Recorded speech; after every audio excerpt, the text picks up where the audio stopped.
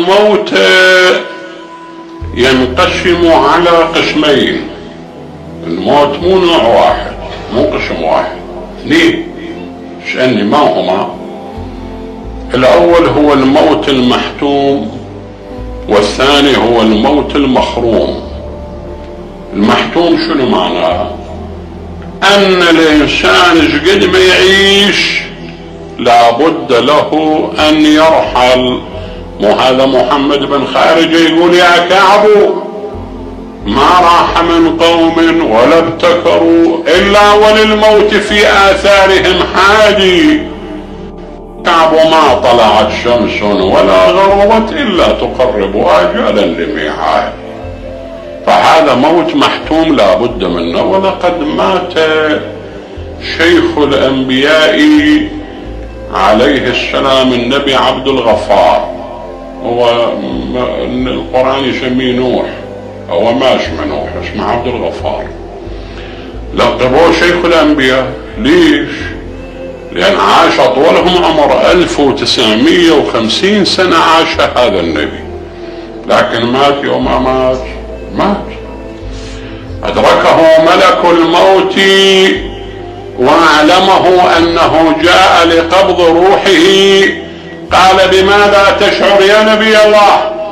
قال أشعر كأنني دخلت دارا لها بابان، دخلت من باب وخرجت من باب أخرى. 1950 سنة.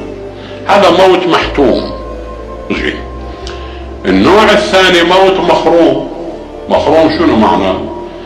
معناه موت الحوادث بصورة عامة. واحد يعبر الطريق ما ينتبه وما ياخذ باله، تضرب السيارة يموت. هذا موت مخروم مو محتوم. يقعد تحت حائط والحائط قديم وينهدم عليه ويموت، موت مخروم. يروح يسبح بالبحر بالنهر وما يعرف السباحة ويغرق، هذا موت مخروم. تقول لي جنابك هل من الممكن أن نميز بينهما بفارق واضح؟ الجواب نعم. شنو هو الفارق الواضح؟ نقرر فنقول إن الموت المحتوم يقع بعلم الله وأمره، لكن الموت المخروم يقع بعلم الله وليس بأمر الله. الأول يقع بعلم الله وأمره، هو اللي يأمر وهو اللي يعلم. لكن واحد ما ينتبه للطريق والضربة سيارة ويموت، هذا أما الله موته؟ الله شنو علاقته بالموضوع؟ ما عنده علاقة. الله تعالى يعلم أن هذا راح يموت بالحادثة الفلانية، بس مو هو أمره. وإذا أمر نقول صار الإنسان مسير ولم يكن مخير. اثنين الله يقول لأبو السيارة ضربة لهذا وخلي دمايته بالشارع وزوجته تصير أرملة وأطفال يتامى، الله يقبل هالشكل؟ لا.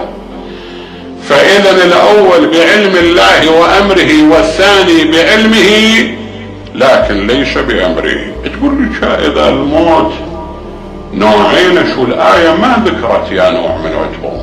الآية جاءت باللفظ المطلق. قل إن الموت، ما قالت لا محتوم ولا مخروم. المقصود منه بإجماع المفسرين المقصود هو الموت المخروم. يعني كأن الآية تقول قل إن الموت المخروم، إن الموت المحتوم، قل إن الموت المحتوم الذي تفرون منه فإنه ملاقيكم. كلمة المحتوم صفة الموت حذفت من الآية الكريمة، وإحنا عندنا حذف بالقرآن موجود. هذا من مواضيع بلاغة القرآن، موضوع بلاغي هذا بالمناسبة. يعني اكو عندنا كلمات كثيرة حذفت من القرآن. تسألني حتى لا يصير إشكال، بعد نزول القرآن انحذفت يو قبل الله وبعد نزوله، هي انحذفت بالأصل، لا حاجة إلى ذكرها، لأن انسيابية الكلام تبين المعنى بالكامل. وهذا الحذف حتى احنا عندنا حياتنا اليومية نستعمله. أنا لما أصيح على زيد أقول له زيد الباب مفتوح أريد يغلقه، زيد الباب، هو راح سد الباب، أنا ما قلت له غلقه، هو غلقه.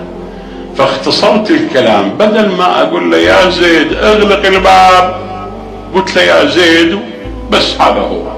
فحذفت كلمة اغلق اللي هو فعل امر. وهذا بالقرآن كثير موجود. مثلا على سبيل المثال بسم الله الرحمن الرحيم فمن اضطر غير باغ ولا عاد فلا اثم عليه. تدري هاي الآية اكو بيها فعل محذوف، لو ارجع لها الفعل شلون تقراها؟ تقراها فمن اضطر غير باغ ولا عاد فأكل فلا اثم عليه. كلمة فأكل الفعل حذفت من الآية الكريمة. وبعد عندنا حذف جدا كثير موجود.